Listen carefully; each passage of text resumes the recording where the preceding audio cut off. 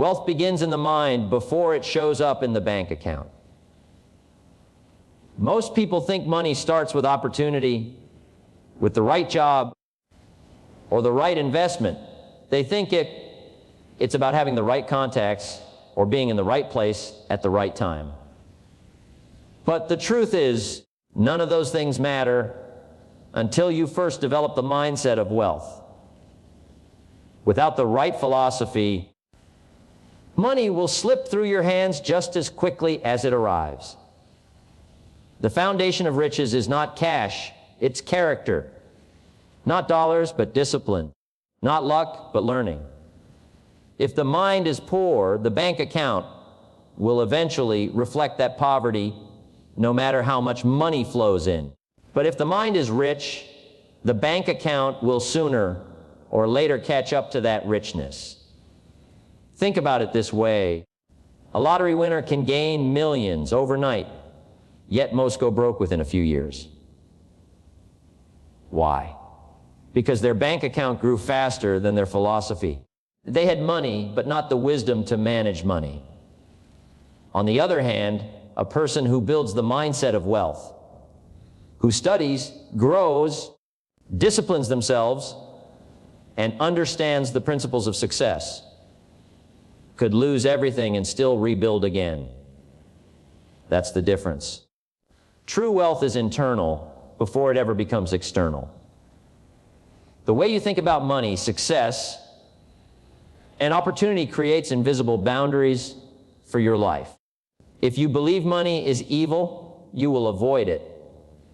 If you believe success is reserved only for the lucky, you won't even try. If you believe opportunities are scarce, you'll miss the abundance that's around you.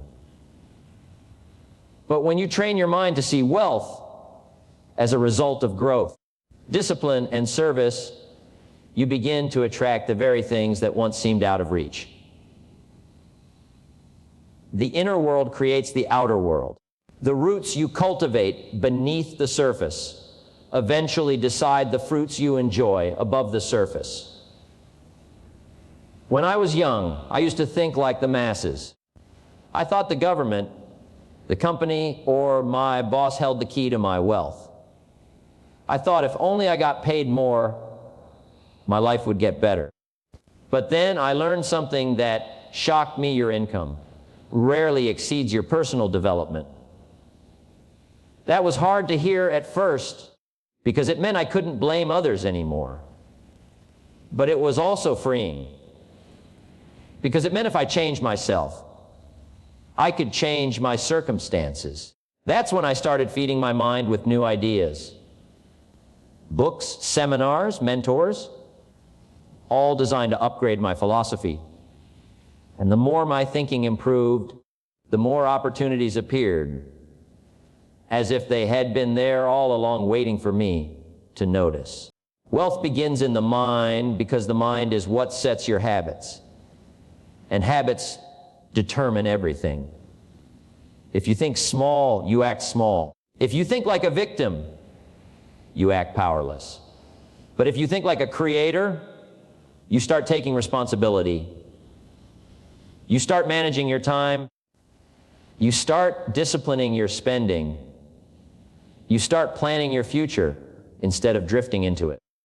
The habits of wealthy people are born from the mindset of wealth. And until you install that mindset, the habits cannot stick. It is also important to understand that wealth is more than money. A person with a wealthy mindset is rich in ideas, rich in relationships, rich in health, and rich in purpose. That richness then spills into their finances. But a person who only chases dollars without cultivating richness in their thinking will find themselves empty even if their account is full. Money is a magnifier. It makes you more of what you already are. If you are disciplined, money will help you grow. If you are careless, money will accelerate your downfall. That is why the mind must become wealthy first, because the bank account will simply echo the condition of your philosophy. Consider this. Two people can be given the same opportunity, the same seed of possibility. One turns it into a thriving business, the other squanders it. The difference wasn't the seed, it was the soil of the mind. One cultivated an environment of responsibility, discipline, and growth. The other cultivated excuses, fear, and procrastination. The seed responded to the mindset it was placed in. That is why some people seem to succeed, no matter where you put them, while others struggle, no matter how much they are given. It all comes back to the internal roots. So if you want wealth, start by asking yourself, what beliefs do I hold about money? Do I see it as something scarce or something abundant? Do I see success as something achievable or something out of reach? Do I believe opportunities are for others, or do I believe they are waiting for me? Every answer reveals the hidden script running your life.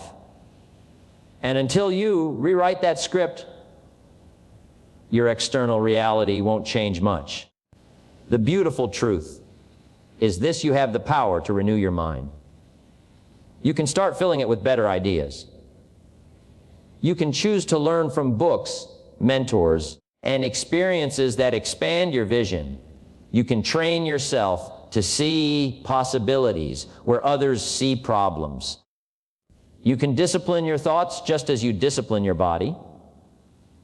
And as you do, you'll find that your outer world begins to rearrange itself to match the wealth within. Wealth begins in the mind. It is planted in your thoughts, watered by your beliefs, and grown through your habits. And when the harvest finally comes, it doesn't just show up in the bank, it shows up in the life you build, the freedom you enjoy, and the person you become. If you want to be truly rich, don't just chase money. Chase wisdom. Don't just collect dollars, collect ideas. Because with the right mindset, you won't just make a living. You'll design a life. ChatGPT said, philosophy shapes your future. Change your thinking, and your life will change. This idea is one of the most powerful truths a person can ever discover. The way you think about the world, the way you interpret experiences, and the way you respond to challenges all come together to create the story of your life. If your thinking is limited, your life will be limited. But if your thinking is expanded, your life will be expanded. That is why the first step to becoming wealthy, happy, and fulfilled is not changing your circumstances, but changing your philosophy. When I was young, I believed that life happened to me. I thought wealth was a matter of luck, that happiness depended on circumstances, and that opportunity was something given only to special people. But then I learned that my results in life were not shaped by luck or by chance, but by the philosophy I carried in my mind. A poor philosophy leads to poor choices, poor habits, and ultimately poor results. A rich philosophy, on the other hand, leads to good choices, disciplined habits, and the results that most people only dream about. The difference between success and failure begins in the mind. Philosophy is simply how you think about life. It is the lens through which you see the world. For example, if you believe that all rich people are greedy, then no matter how hard you work, you will unconsciously resist wealth. Because you don't want to become the very thing you dislike. If you believe that failure is final, then you'll never risk trying, and as a result, you'll never grow. But if you believe that wealth is the reward for service, creativity, and discipline, then you'll see opportunity everywhere. If you believe failure is only feedback, then you'll rise each time you fall, and every setback will be a setup for a comeback. What happens in your mind eventually shows up in your life. That's why one of my mentors told me, don't wish it were easier, wish you were better. That statement reshaped my thinking. Instead of complaining about problems, I began to ask myself how I could grow strong enough to solve them. Instead of blaming the economy, my boss, or my background, I started looking inward and asking, what kind of person do I need to become to attract success? That shift in philosophy turned me from a victim into a student, from a complainer into a creator. Changing your thinking is not an event, it is a process. It begins by feeding your mind new ideas. Books, seminars, mentors, and meaningful conversations become the tools that reprogram your perspective. Just as you wouldn't expect a garden to flourish if you planted weeds, you can't expect your life to flourish if you constantly feed your mind with negative, small, and destructive ideas. You must plant seeds of greatness, ideas of growth, responsibility, abundance, and resilience. Over time, these ideas grow roots, and your new philosophy produces new results. Think of it this way: your life is like a house. If the foundation is weak, no matter how beautifully you decorate the walls, it will eventually collapse. Philosophy is that foundation. Without a solid philosophy, motivation fades, discipline crumbles, and opportunity passes by unnoticed. But with the right philosophy, you can build anything you want on top of it: wealth, health, relationships, and fulfillment. And it will stand strong. I remember a time when I had very little money in my pocket and even less hope in my heart. But I stumbled across an idea in a book that said, success is something you attract by the person you become. At first, it sounded strange. But the more I thought about it, the more it made sense. If I wanted wealth, I had to become valuable. If I wanted respect, I had to become respectable. If I wanted freedom, I had to become disciplined. That single shift in philosophy started me on a journey of personal growth that changed not only my finances, but every area of my life. The beauty of this truth is that it doesn't matter where you start. It doesn't matter if you're broke, uneducated, or stuck in a difficult environment. Your current situation is only the result of your past thinking. And the moment you adopt a new philosophy, you open the door to a new future. If you begin to think differently about health, your body will eventually change. If you begin to think differently about relationships, your connections will grow deeper. If you begin to think differently about money, opportunities to earn and invest will begin to appear. Your life is a mirror of your thoughts, and when you change the thoughts, the reflection changes too. So, my challenge to you is this: examine your philosophy. Ask yourself, what do I believe about success, about failure, about money, about myself? Are those beliefs helping me or hurting me? If they are limiting you, replace them with beliefs that empower you. Remember, your philosophy is not fixed. It is chosen. And the good news is you can choose again. Change your thinking and your life will change. That is not a motivational slogan. It is a law of life. Just as gravity works whether you believe in it or not, the law of philosophy shapes your destiny whether you're aware of it or not. But once you become aware, once you take charge of your thoughts, you also take charge of your future. Your mind is the workshop of your destiny. Guard it, feed it, and guide it with wisdom. Because in the end, your philosophy will write the story of your life. And when you choose the right philosophy, you won't just get rich in money. You'll get rich in character, in joy in relationships, and in the kind of success that lasts a lifetime. Discipline is the bridge between motivation and achievement. Motivation is wonderful. It sparks energy, it lights a fire in your spirit, and it makes you feel unstoppable in the moment. But here's the truth about motivation: it doesn't last. It rises and falls, it comes and goes, and it cannot be relied upon to carry you to success. Discipline, on the other hand, is steady. It is not an emotion, it is a decision. And that decision, repeated daily, becomes the bridge that carries you from the dream in your mind to the reality in your hands. Think about it. Everyone feels motivated at the start of a new year when they make resolutions. Everyone feels excited at the beginning of a new project when the idea is fresh. But how many continue when the excitement fades, when the energy dips, or when things get difficult? Very few.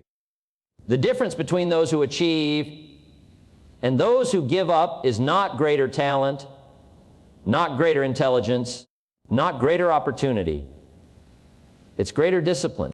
Discipline means doing what you said you would do long after the mood you said it in has disappeared. It's easy to go to the gym the first week, but discipline is what takes you there on the days when you don't feel like it. It's easy to start a business with excitement, but discipline is what keeps you working when the sales are low and the bills are high. It's easy to start reading a book, but discipline is what makes you finish it and apply its lessons. Motivation asks, how do I feel right now? Discipline asks, what did I commit to? Motivation says, I'll work when I'm inspired. Discipline says, I'll work because I promised myself I would. The bridge between where you are and where you want to be is built out of those discipline choices. Small, consistent steps taken every day, regardless of how you feel. Many people fail not because they lack motivation, but because they rely on it too much. They wait for the perfect mood, the perfect time, the perfect spark. But achievers understand that the perfect moment doesn't come. They create it through discipline. You don't need to feel like doing something to do it. Action comes first, feelings come later. Often when you begin, the motivation follows. That's the paradox. Discipline fuels motivation, not the other way around. Discipline is also a form of freedom.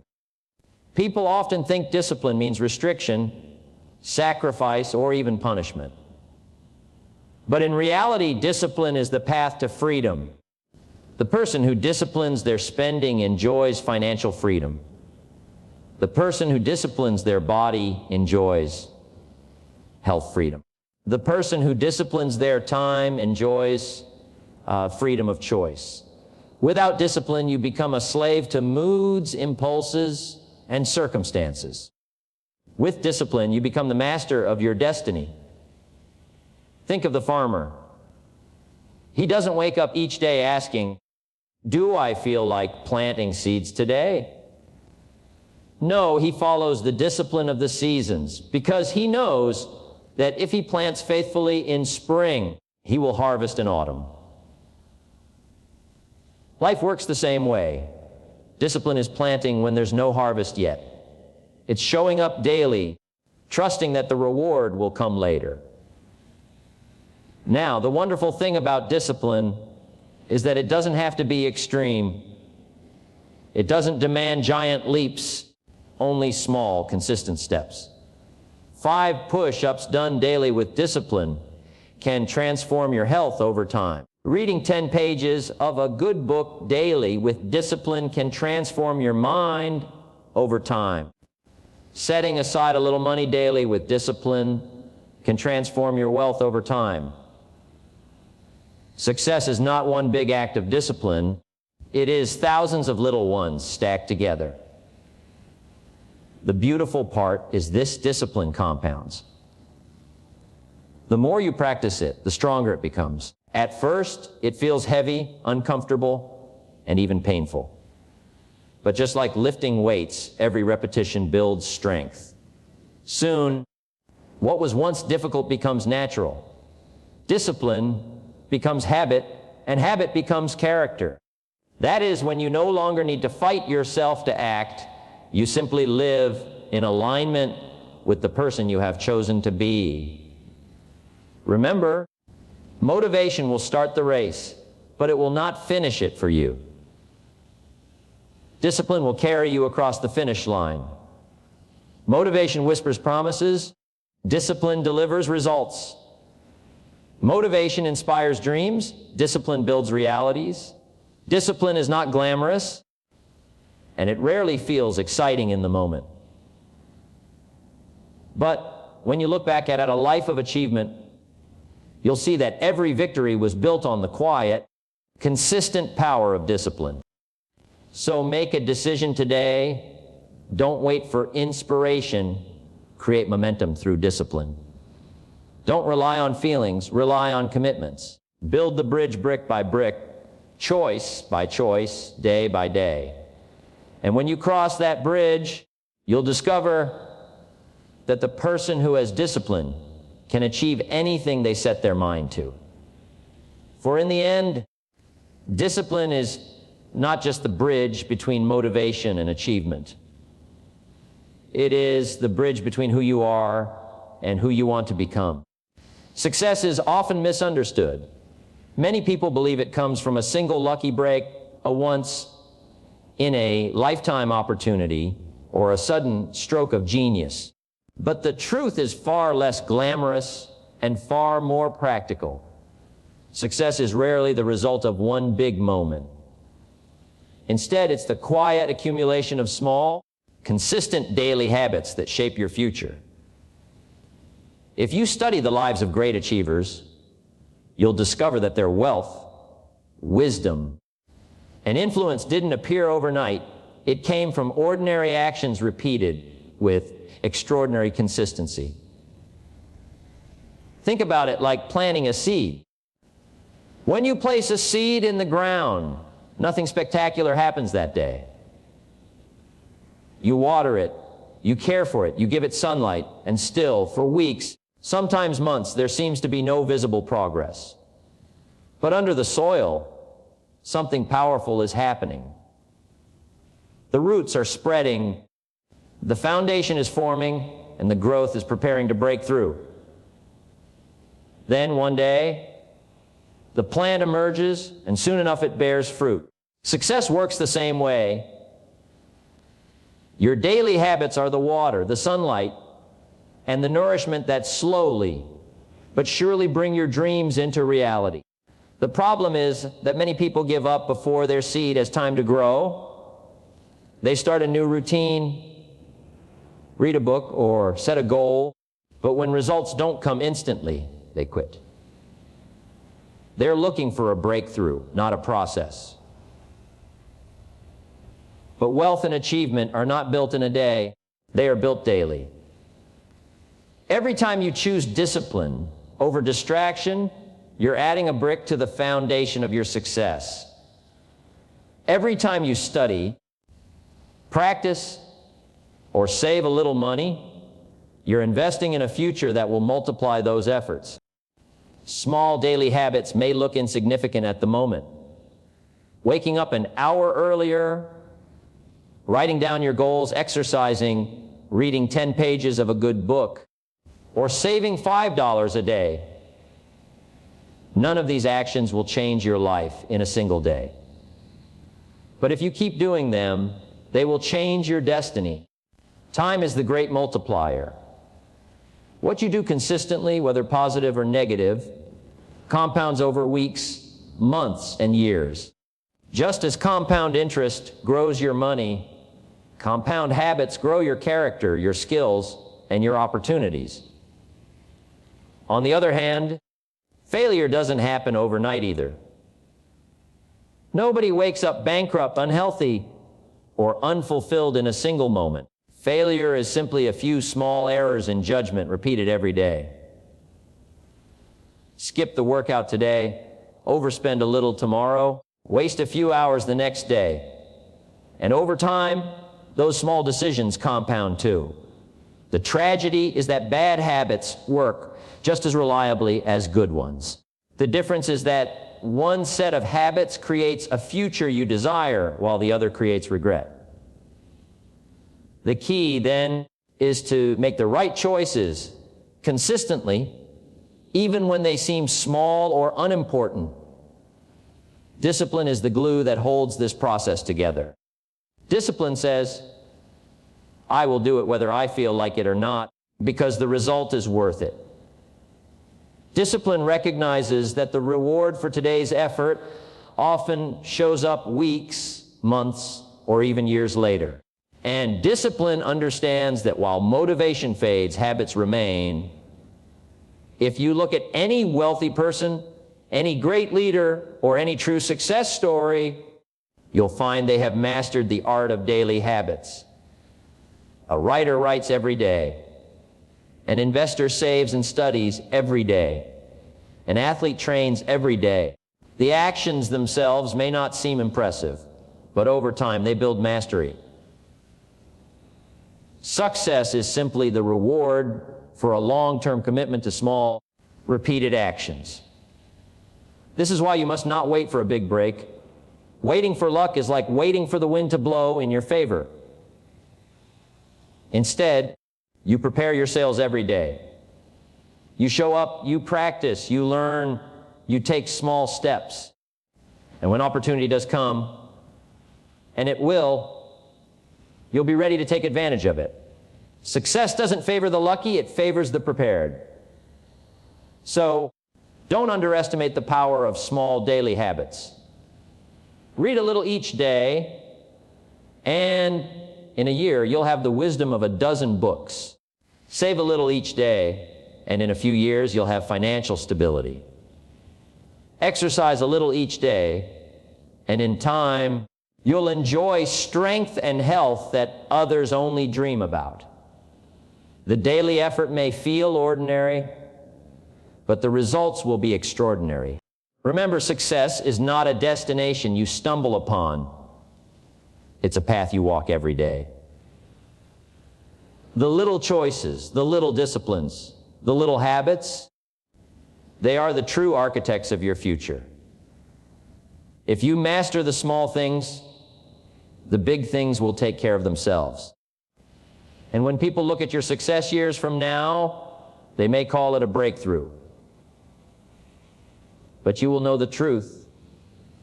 It wasn't one big breakthrough. It was the quiet power of small daily habits done consistently that made all the difference. Books have a strange power. On the surface, they are nothing more than ink on paper, a collection of ideas bound together. But in truth, a single book can hold the wisdom of a lifetime, and if you open your mind to its lessons, it can alter the course of your future. I learned early on that you don't need to read thousands of books to become successful. You don't need to drown yourself in endless information. What you truly need is to find a few powerful books, study them deeply, and more importantly, apply their teachings in your daily life. Most people consume information the way they consume entertainment. They flip through books the way they scroll through channels, touching the surface, but never going deep. They'll read a book, feel inspired for a day or two, and then move on to the next. And because they move on so quickly, nothing ever takes root. The words never move beyond inspiration into transformation. But success doesn't come from the number of books you've read. It comes from how well you've lived the wisdom inside them. I discovered this truth when I picked up a simple book on personal philosophy. It wasn't long or complicated, but it forced me to look in the mirror. It asked me to question my habits, my associations, and my excuses. At first, I resisted because it's always easier to blame the economy, your boss, or your background. But when I slowed down, read each chapter, and took notes, I realized that the book wasn't just talking to me. It was challenging me. That book became more than just paper. It became a mentor. And every time I returned to it, I saw new lessons, not because the words had changed, but because I had changed. The second book I studied was about discipline. It wasn't flashy, and it didn't promise instant results. In fact, it demanded the opposite: patience, consistency, and sacrifice. At first, the lessons felt small, almost too simple. Wake up early. Finish what you start. Keep your word. Save a portion of your income. But as I began to live by those small principles, something powerful began to happen. The small things added up. My days became structured, my goals clearer, and my results more predictable. And when I went back to the book again, I found myself underlining new sections, because the more I practiced discipline, the more I understood its value. You see, the magic is not in racing through book after book. The magic is in letting a few books race through you. A great book is like fertile soil. You don't need to scatter seeds across the entire earth. You only need to plant a few seeds in the right place, water them daily, and watch them grow into trees that will provide shade and fruit for the rest of your life. Too many people keep scattering seeds, but never stay long enough to cultivate a harvest. Think about Eid. If you took just 2 books, studied them for a year, wrote down every principle they offered, and made a commitment to apply just 1 lesson each week, at the end of the year, your life would be unrecognizable. Your habits would be sharper, your mindset stronger, and your results greater. That is the compounding effect of deep study. What begins as words on a page transforms into routines in your life, and those routines eventually become your character and your destiny. But here's the key: application is everything. Knowledge that is not applied remains just information. It doesn't feed your family. It doesn't grow your income. It doesn't build your future. Action is the bridge between reading and results. I often tell people, don't ask how many books you finished. Ask instead how many books have finished you. How many have shaped your character, reshaped your habits, and directed your life? When I look back, I realize that I owe much of my wealth and happiness not to a library of thousands of books, but to a handful that I studied with intensity. They became my guides, my silent teachers, my reminders of what was possible.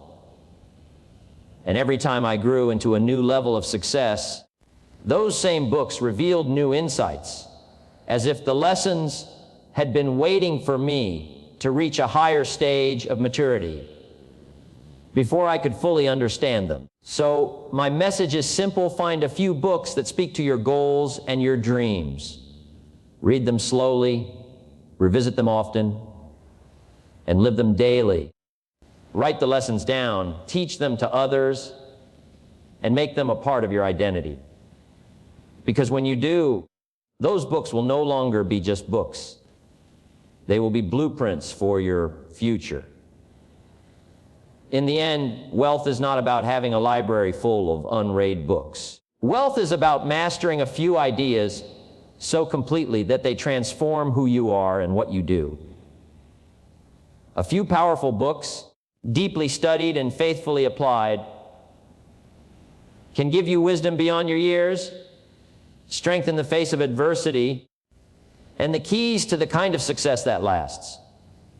And one day, when people ask you how you became rich, in character, in purpose, and in income, You can smile and say, it all started with a few books that I didn't just read. I lived